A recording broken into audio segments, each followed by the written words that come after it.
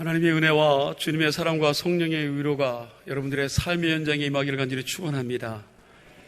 생전 처음 코끼리를 만난 소경 넷이 그 코끼리를 만나고 감상을 한 이야기를 서로가 나누고 있습니다. 첫 번째 소경이 코끼리의 꼬리를 붙잡고 말했습니다. 야, 코끼리는 밧줄 같구나.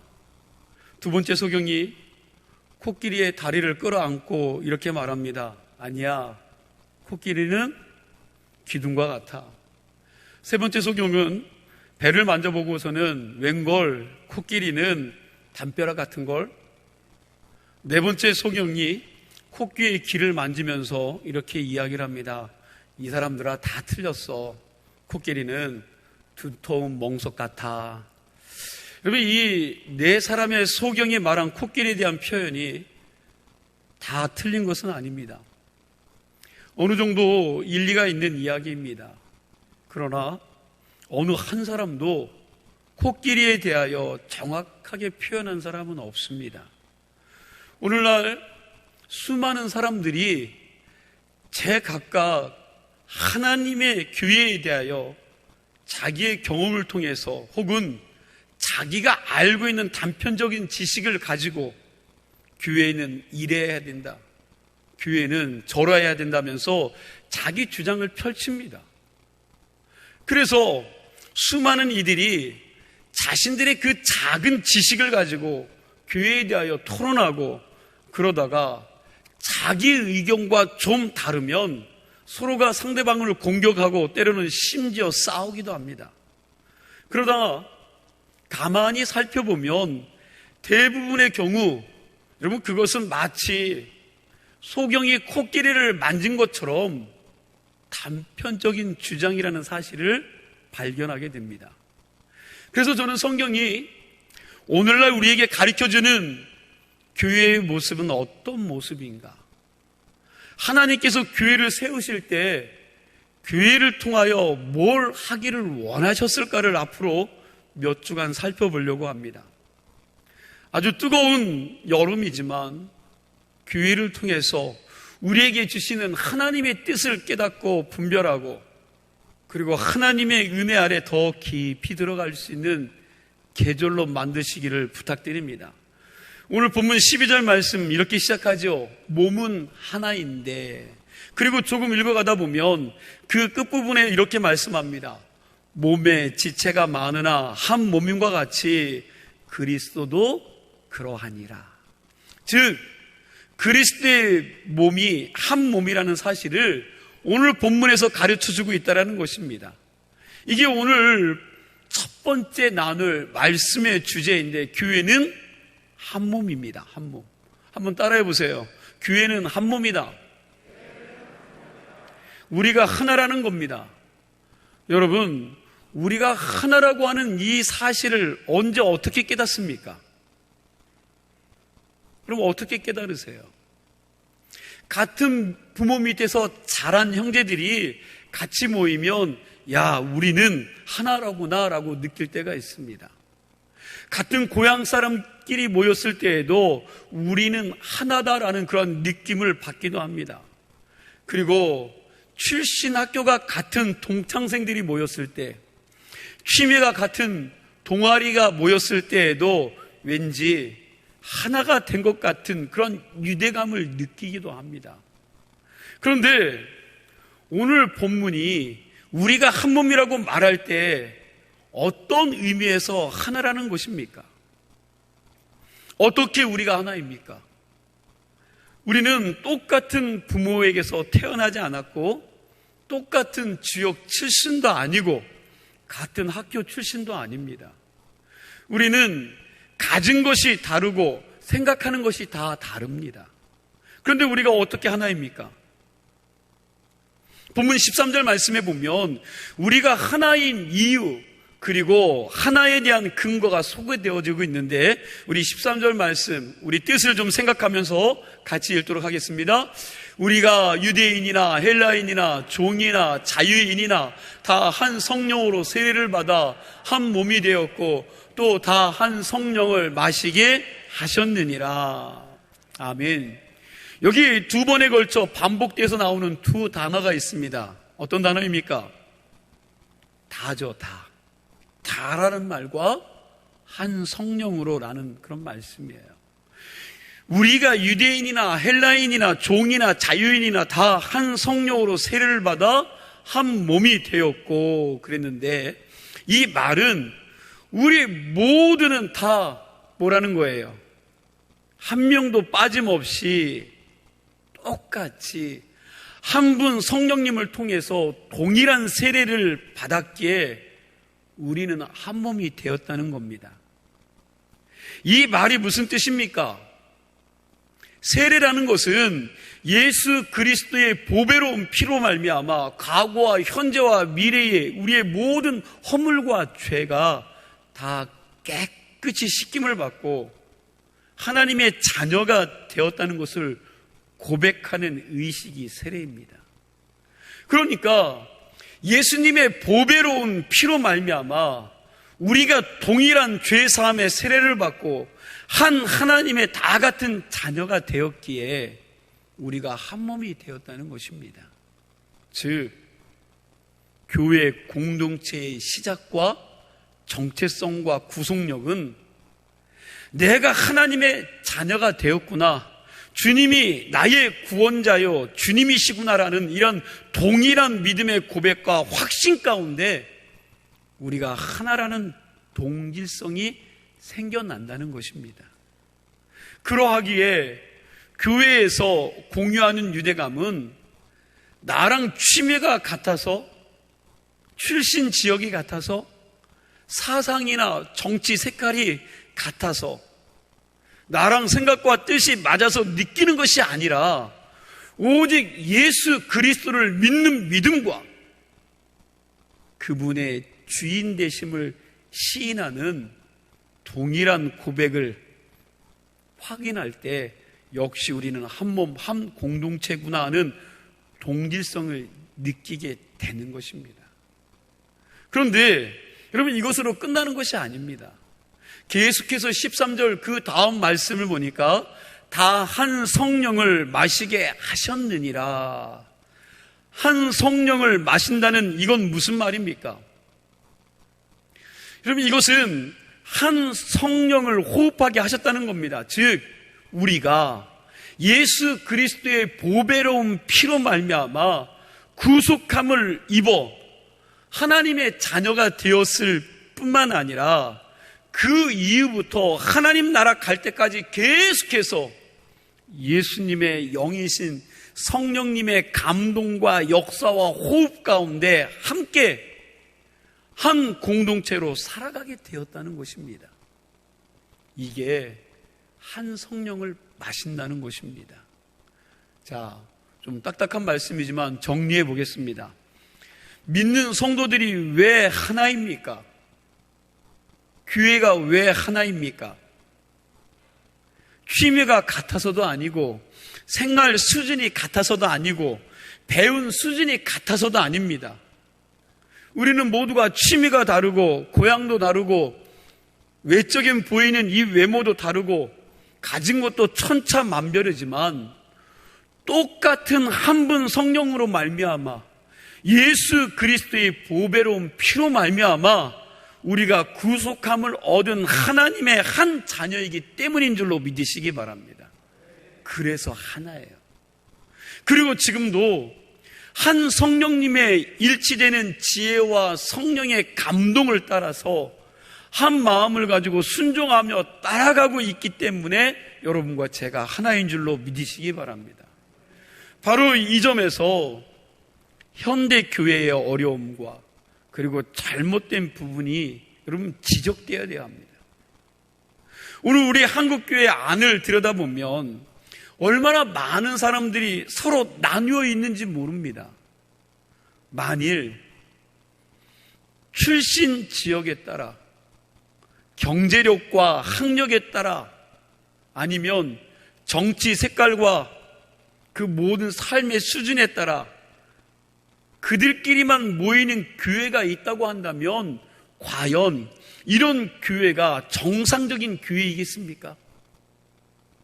예수 그리스도의 보혈을 믿는 사람이라면, 그리고 성령의 감동을 매 순간마다 받는 사람이라면, 가진 거, 배운 거, 어디 출신에 상관없이 모두 다 그리스도 안에서 한 몸인 교회가 진정한 교회인 줄로 믿습니다.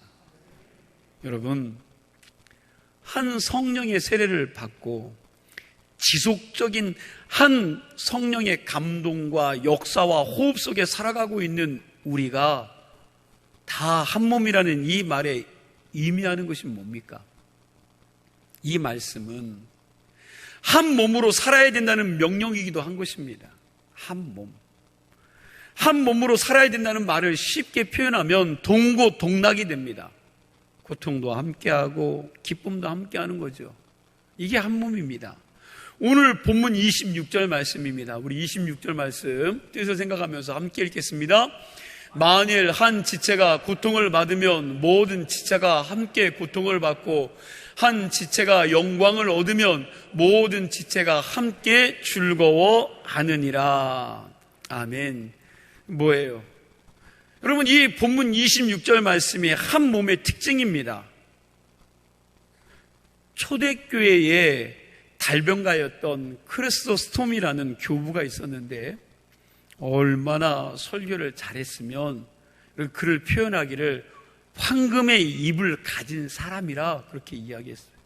황금의 입을 가졌다.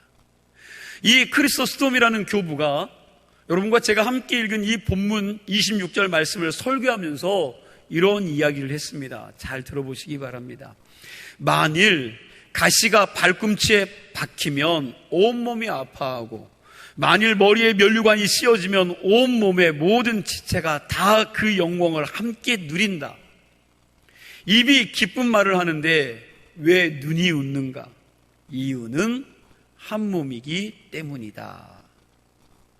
이 말을 좀 더 쉽게 요즘식으로 표현해 보자면, 걸어가다가 발바닥에 여러분 못을 밟아서 못이 박혔습니다. 못을 밟은 건 뭐예요? 여러분, 발이죠. 발바닥이 못에 박혔어요. 그런데 내 입에서 뭐가 나와요? 예, 그렇죠. 아야, 고통스러운 겁니다. 고통의 소리를 내죠. 왜요? 한 몸이기 때문에. 여러분, 우스운 얘기를 귀가 듣습니다. 귀로 우스운 얘기를 듣는데 왜 입이 소리를 내어 웃습니까? 뭐기 때문에? 한 몸이기 때문에. 이게 생각해보면 참 신기합니다. 그리스도의 한 몸인 우리는 정말로 그리스도 안에서 이렇게 한 몸으로 살아가고 있는지를 한번 좀 돌아볼 필요가 있습니다. 교회가 크던 작던 상관없이 지체들의 아픔과 눈물을 함께 나눌 수 있는 살아있는 교제만 있다면 그 교회는 살아있는 교회입니다. 히브리서 10장 24절 말씀을 보니까 이런 말씀이 있습니다. 우리 함께 읽습니다.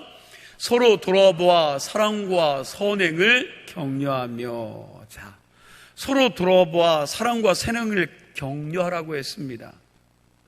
우리들이 서로 돌아볼 때에 우리 공동체가 정말 살아있는 건강한 교회가 될 것입니다. 교회는 한 몸이라는 거예요.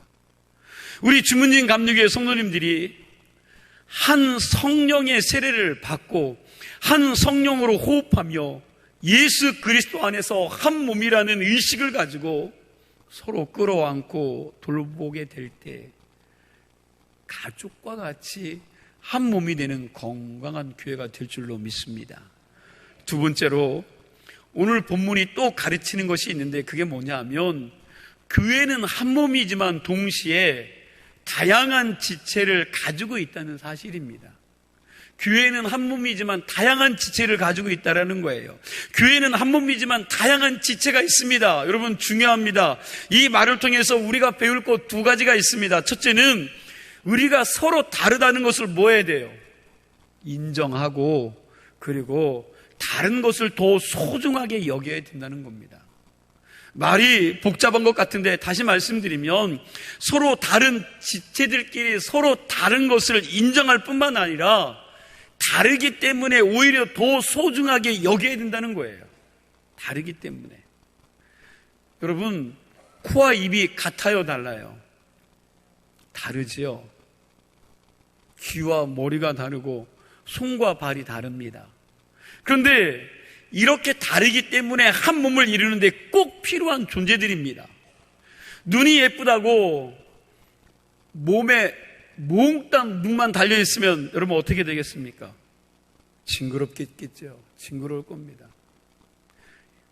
야, 내가 자랑할 것은 말 잘하는 입밖에 없어. 그러면서 몸에다가 다 여러분 다 입을 만들어 놓았다면 냄새는 누가 맡습니까? 그럼 어떻게 소리를 듣겠습니까? 지금 사도 바울이 얘기하고 있는 게 그거예요. 17절 말씀 우리 같이 읽어보겠습니다. 17절 말씀입니다. 함께 읽습니다. 17절. 만일 온몸이 눈이면 듣는 곳은 어디며 온몸이 듣는 곳이면 냄새 맡는 곳이 어디냐. 그러니까 우리가 생각하기에는 손이나 발은 여러분 좋은 지체인 것 같아도 그것이 우월한 것이 아니고 우리가 생각하기에 별 볼 일 없는 육체의 기관인 것 같아도 그것이 다른 것보다 못한 것이 아니라 다 귀하고 뭐하다는 거예요? 소중하다는 겁니다. 여러분 다 귀하고 소중하다는 거예요. 예를 들어서 생각해 봅시다. 제 안에 있는, 여러분들 안에 있는 심장이 한 번도 빛을 본 적이 없어요. 그죠? 여러분 심장이 빛을 본 적이 있어요? 없어요? 없어요. 눈이나 코나 입은 여러분 다 세상 구경을 다 했는데 심장은 한 번도 세상 구경을 해본 적이 없습니다. 캄캄한 몸속에서 이 뱃속에서 한평생 동안 1초도 쉬지 못하고 여러분 계속해서 뛰고 있습니다. 이걸 가만히 생각해 보니까 심장이 억울한 것 같아. 심장이 억울해. 그래서 야, 나도 좀 세상 구경 좀 해보자. 이거 뭐 손과 발과 모든 것들은 세상 구경하는데 나는 이 몸속에 있으니까 한 번쯤 세상 구경해보자 하고 이 심장이 나오면 어떻게 됩니까? 예, 아주 그냥 가는 거죠. 그리고 심장이 또 이야기합니다. 야, 다른 기관들은 쉬기도 하는데 나도 좀 1분만 쉬어보자. 그러면 여러분 어떻게 되겠어요? 예, 그냥 그 몸은 끝나는 거지요. 우리 몸에서 증상이 잘 발견되지 않아 여러분 조기에 발견하기 어려운 암이 있대요. 무슨 암입니까? 예, 췌장암이죠. 췌장이라고 합니다. 우리의 위 뒤에 12자장 여러분 파인 곳을 채우는 이 소화기라고 하는데 솔직히 평소에 이 췌장이 어디에서 뭘 하는지 관심이 별로 없습니다. 그런데 어디에 있는지도 잘 모르는 이 췌장에서 나오는 분비물이 여러분 분비되지 않으면 우리 몸 전체의 균형을 잃어버린다고 합니다. 자꾸 어디에 있는지도 모른다고 해서 결코 시시하는 것이 아니라는 겁니다. 그런데 지금 교회들을 보면 이걸 다 놓치는 것 같습니다.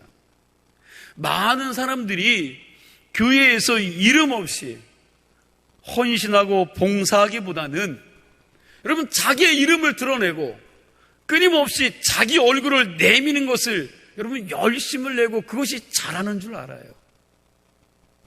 그리고 그렇게 열심을 잘 냅니다. 그러나 남이 알아주지 않는 것, 숨어서 땀 흘리고 봉사하고 보지 않는 곳에서 일을 하지 않으려고 합니다. 그러니 이 시대의 한국교회, 어디 정상적인 여러분 건강한 교회 찾아보기가 힘들다는 거예요. 물론 그런 교회가 있습니다. 그러나 가만히 보면 몽땅 다 빛나는 얼굴들만 되려고 하지 심장이나 이 췌장이 되려고 하는 교인들이 찾아보기가 힘들어요. 이게 이 시대 교회의 비극입니다. 왜 이런 일들이 일어날 수밖에 없느냐? 자기가 최고가 되겠다는 경쟁의식이 있기 때문에 그래요. 늘 머리가 되려고 하고 늘 위에 있으려고 경쟁의식을 갖기 때문에 그런 겁니다. 1994년 11월 애틀란타 마운틴이라는 월간 잡지에 이런 기사가 기록되어 있습니다. 애틀란타 올림픽을 기념하면서 LA에서 주최된 세계적인 테너 성악가 3명이 함께 음악회를 할 때 있었던 이야기입니다. 호세 카를로스라는 사람과 플라시도 도밍고와 루치아노 파바로티, 이 세계적인 성악가들이 LA에서 함께 공연을 했습니다. 어느 누구도 우월을 가릴 수 없는 세계적인 성악가들입니다. 그런데 이 애틀란타 마운틴의 잡지 기자가 플라시도 도밍고에게 대답하기 곤란한 질문을 했습니다. 이렇게 질문해요. 솔직히 대답해 주세요. 세 사람 중에 누가 최고입니까? 세 사람 중에 누가 최고입니까? 여러분은 어떻게 대답하시겠습니까? 만약 여러분들에게 질문을 한다면 여러분들은 뭐라고 대답하실까요? 제가 보기에는 대부분 물어본 그 사람이 내가 최고입니다라고 얘기할 겁니다. 그러나 그때 도밍고가 뭐라고 했겠습니까? 내가 최고다. 여러분, 그러지 않고 이런 멋진 말을 했습니다. 여러분은 오직 음악 감상에만 집중하고 다른 데는 신경 쓰지 말아주세요. 왜냐하면 우승자가 누구인가, 제일 잘하는 사람이 누구인가를 생각하는 순간부터 우리는 절대로 참된 음악을 할 수가 없기 때문입니다. 정말 그렇죠. 만약 오늘 이 자리에 있는 성가대가 테너가 최고다라고 자기 목소리만 냅니다. 베이스가 내가 최고라고 여러분 베이스 소리만 내려고 합니다. 엘토, 소프라노가 우리가 최고다라고 여러분 생각하고 서로 다투면서 소리를 내다 보면 이미 그 찬양되는 하모니가 없어진다는 거예요. 중요한 것은 이겁니다. 주님 앞에 봉사하고 헌신하는 것은 크고 작든 유명하든 유명하지 못하든 눈에 보이든 눈에 보이지 않든 하나님이 내게 주신 은사를 가지고 주님 앞에 최선을 다하는 것이 중요합니다. 그때에 하나님이 영광 받으시는 줄로 믿습니다. 다른 것 그 이상 넘어가다 보면 그게 경쟁이 되고 결국 하나님의 자리, 하나님의 영광을 빼앗는 교만한 자가 되고 만나는 겁니다. 중요한 것은 경쟁이 아니라 서로 다른 것을 인정하고 오히려 소중히 여기고 그 안에서 자기에게 주신 달란트대로 하나님 앞에 영광을 돌리는 것입니다. 한 몸에 여러 가지 지체를 가지고 있다는 이 말씀 속에 여러분 두 번째로 배울 수 있는 것은 이거죠. 첫째는 서로 다른 것을 인정하고 소중히 여겨야 하고, 두 번째로 어느 몸의 지체라도 자기 자신을 위해서 일하는 지체는 한 지체도 없다는 사실이에요. 자기를 위해서 일하는 지체가 없습니다. 여기서 우리는 그리스도의 몸된 지체들은 다 자신을 위해서만 살지 말고 남을 위해서 살아야 된다는 귀한 진리를 깨달을 수 있습니다. 우리 몸을 좀 한번 생각해 보겠습니다. 여기 사도 바울이 고린도전서 12장에서 몸을 통해서 교회를 소개하고 있는데 한번 좀 깊이 생각해 보세요. 입이 뭐 합니까? 입이요. 예, 말하죠. 말만 합니까? 아니죠. 끊임없이 먹습니다. 여러분, 이 입을 가지고 말도 하지만 일평생 맛있는 것을 찾아다니며 먹지요. 여러분, 맛난 걸 먹습니다. 사탕을 먹고 햄버거를 먹고 짜장면을 먹고 고기를 먹고 갈비를 먹고 아이스크림을 먹고 음료를 먹고, 여러분 맛있는 것들은 이 입을 통해서 다 먹습니다. 그렇게 한평생 말뿐만이 아니라 입은 먹는데, 여러분 입이 자기를 위해서 사탕 한 알갱이라도 입안에 숨겨놓은 적이 있습니까? 없습니까? 네, 없어요. 없습니다. 입은 자기를 위해서는 하나도 먹지 않습니다. 다 먹고 난 뒤에 어디래요? 위장으로 다 넘겨 이러면 위임시킵니다. 그러면 위장은 그 거친 음식들을 어떻게 해요? 고기가 들어오고 채소가 들어오고 밥이 들어오면 그것들을 다 받아들여서 열심히 움직이며 짭니다. 소화시키기 편하게 하기 위해서 주물럭거리고 그 다음에 그 소화된 것을 다른 곳으로 보냅니다. 뭐 좋은 것, 맛있는 것, 여러분 자기 위장 속에 따라 여러분 좋은 것들을 그곳에 남겨두는 것이 아니라, 꿈을 쳐놓는 것이 아니라 다 100% 다 작은 창자로 보냅니다. 그러면 작은 창자들은 그 소화된 음식물 속에서 열심히 뭘 뽑아요? 영양분들을 뽑아냅니다. 그렇게 뽑아서 자기 속 안에 여러분 보관해 둡니까? 아니요. 하나도 남김없이 다 골고루 몸에 보냅니다. 여러분 간으로도 보내죠. 간에서도 그 영양분을 받아서 다른 곳으로 또 보냅니다. 물론 조금 보관하고는 있지만 간에게 그렇게 보관하는 이유는 다시 그것을 피로 만들고 영양분으로 만들어서 여러분 공급하기 위함이죠. 우리가 이 원리를 통해서 무엇을 배울 수 있습니까? 하나님께서는 우리 인간의 몸을 통해서 엄청난 신앙의 원리를 가르치고 계시는데, 그게 뭐냐 하면, 너는 너 자신을 위해서 살아서는 안 된다. 너는 너 자신을 위해서 살아서는 안 된다는 거예요. 내가 너에게 재능을 주고 건강을 주고 시간을 주고 물질을 주고 세월을 준 것은 바로 너를 위해서가 아니라 다른 사람을 위해서 너에게 준 것이다. 너에게 준 것은 그걸 가지고 다른 사람을 섬기고 다른 사람들에게 나누어 주라고 주신 거라고 우리에게 가르쳐주고 계신다는 겁니다. 여러분, 인생의 진정한 기쁨이 어디에 있는지 아세요? 나 자신을 위해서 살 때 진정한 기쁨이 있는 게 아닙니다. 남을 위해서 뭔가 큰 일이든 아주 사소한 일들, 소소한 일들을 할 때 여러분 그 안에서 진정한 기쁨과 감격이 있는 것입니다. 이런 기쁨은 돈을 억만금을 번다 해도 가지지 못할 겁니다. 나누는 자들에게는 그 기쁨이 없어요. 대통령이 된다고 이 감격을 누릴 수 있을 것 같습니까? 아닙니다. 신앙생활이란 근본적으로 남을 위해 사는 삶입니다. 나를 위해서 사는 삶이 아닙니다. 어쩌면 남을 위해서 사는 삶을 시작하지 않으면 그 사람은 그리스도인이 아닐지도 모릅니다. 여러분이 내가 그리스도인의 몸이고 내가 그리스도의 몸이고 지체라고 분명히 믿는다면 이제부터는 자신만을 위해서 살지 마십시오. 하나님이 우리에게 주신 시간, 재물과 건강과 삶, 이 모든 것들 이웃을 위해서 그리스도와 그 명예를 위해서 여러분 값지고 아름답게 쓸 때 나 자신도 영광 받을 뿐만 아니라 하나님께서 더 큰 영광을 받으시고 그리고 나의 삶 속에서 하나님의 역사가 계속해서 나타나리라 믿습니다.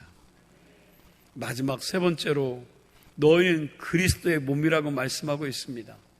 첫째가 뭐였습니까? 우리는 한 몸이고, 둘째는요, 우리가 한 몸이지만 그 몸 안에 있는 다양한 지체가 있다고 말씀을 드렸습니다.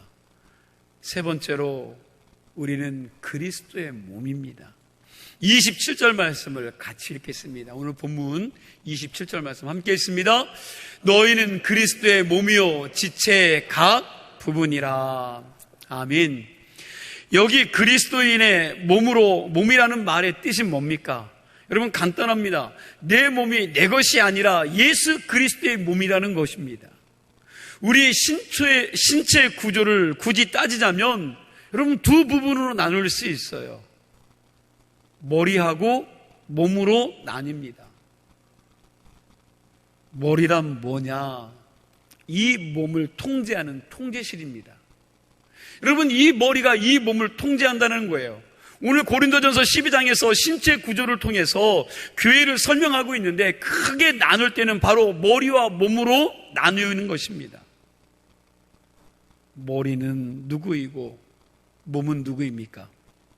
머리는 그리스도 예수님이고 몸은 우리입니다. 우리.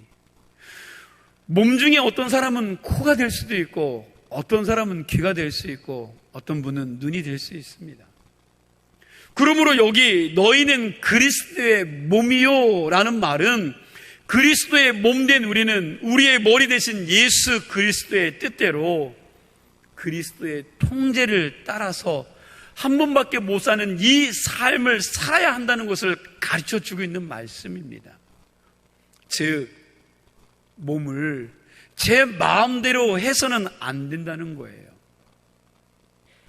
누구의 통제를 받아야 합니까? 여러분, 머리의 통제를 받아야 합니다. 그러나 오늘날 많은 교회들이 그 교회의 머리 되시고 주인 되신 주님의 통치를 받고 주님의 뜻을 분별하려고 애쓰기보다는 자신의 인간적인 생각과 자신들의 경험, 그리고 자신들의 고집과 아집을 가지고 교회를 끌어가려고 할 때가 많이 있습니다. 저 세상 밖의 동아리나 여러분 어떤 단체들은 회원들이 투표해서 그 사업을 할 수도 있고 다수의 의견대로 그 모든 것들을 진행해 나갈 수 있습니다. 그러나 여러분, 교회는 그렇지 않습니다. 모든 성도들이 각 지체들이 무릎 꿇고 우리의 머리 대신 예수 그리스도에게 뜻을 물어야 된다는 사실이에요. 그러므로 경건하기를 포기하거나 기도를 포기해버린 교회의 지도자들은 지도자의 자격이 없습니다. 그리고 하나님의 말씀을 묵상하며 하나님의 뜻이 이 땅에 이루어지기를 열망하지 않는 성도는 교회의 일꾼일 수가 없습니다. 왜냐하면 살아계신 그리스도와 이미 영적인 교제가 끊어진 사람은 더 이상 교회의 몸이 어디로 갈지 알지 못하기 때문인 줄 믿으시기 바랍니다. 그러나 우리 주문진 감리교회 교회는 여러분, 머리 대신 예수 그리스도의 뜻을 분별하며 그분의 섭리가 우리의 몸을 통해서 이루어지기를 열망하며 거룩하고 경건하게 우리의 삶을 드리며 매 순간 우리의 머리 대신 주님과 교제를 나누며 그분의 뜻을 이루는 공동체가 되어야 될 줄로 믿습니다. 여기 너희는 그리스도의 몸이라 할 때 이 개념이 정말 중요해요. 여러분, 중요합니다. 이 개념에 대해서 윌리엄 바이클레이라는 그런 신학자가 이렇게 이야기를 합니다. 여러분, 제가 좀 읽어드리겠습니다. 한번 잘 들어보세요. 이 말은 혁명적인 개념이다. 예수님은 더 이상 육적으로 이 세상에 존재하고 계시지 않는다. 예수님은 이제는 영으로 우리 가운데 와 계신다. 그러면 예수님이 남겨두신 세상의 몸은 누구냐? 바로 우리이다. 그러므로 만일 주님께서 당신의 복음을 전하기를 원하신다면 복음 전도자를 찾으셔야 한다. 그러므로 문자적으로 우리는 주님의 일을 대신 감당하는 그분의 몸인 것이다. 그러니 만일 그분의 입인 내가 세상에서 입을 꼭 다물고 복음을 전하지 않으면 그분의 복음은 전파되지 않는다. 그분의 손인 내 손이 사랑의 손길을 우리의 가난하고 연약한 사람에게 펴지 않으면 그분의 사랑을 세상이 알지 못한다. 그리고 그분의 발인 내 발로 세상을 향해 나아가 복음을 전하는 복음의 아름다운 발이 되지 않으면 세상은 주님께로 돌아올 수 없다. 이해가 되셨는지 모르겠는데 여러분, 이건 엄청난 개념입니다. 여러분, 내 몸이 아니라는 거예요. 누구의 몸입니까? 예수 그리스도 주님의 몸입니다. 그러므로 우리가 입술을 열어 복음을 전하고 그리고 이 손을 펴서 사랑을 실천하고 그리고 성령의 능력 가운데서 심장을 뜨겁게 해서 슬픔을 당한 이웃들을 위로해야 한다는 거예요. 세상으로 나아가서 내 가정과 내 직장과 내 일터에서 그리고 여러분들이 살아가는 그 삶의 동네에서 예수님의 몸으로서 우리가 살아가야 된다는 거예요. 여러분들을 통해서 그리스도가 읽혀져야 됩니다. 여러분들을 통해서 예수의 향기가 나야 된다는 사실입니다. 그럴 때 주님께서 우리를 통해 영광을 받으실 것입니다. 결론을 맺겠습니다. 우리는 한 몸입니다. 그리고 한 몸에는 다양한 지체들이 있습니다. 그리스도 안에서 한 몸 된 우리가 서로가 다르다는 것을 인정하고 서로를 귀하게 여기고 소중히 여기고 남을 위해서 살아가는 것, 다른 지체를 위해서 살아가는 것, 사실 이게 궁극적으로 자신을 위한 삶이기도 합니다. 그렇게 살아갈 때에 여러분, 주님께서 당신의 몸 된 우리에게 능력을 주시고 또한 우리를 통해서 영광을 받으시고 우리에게 기쁨 충만한 삶을 살게 해 주시리라 믿습니다. 우리 주문진 감리교회에는 이런 축복이 있기를 원합니다. 이런 일들을 여러분들이 감당하며 가는 자들이 되기를 간절히 소망합니다. 그렇게 한 주간도 주님의 은혜 가운데 이 일들을 이루어 가실 수 있는 성도님들이 다 되시기를 축원합니다. 기도하시겠습니다.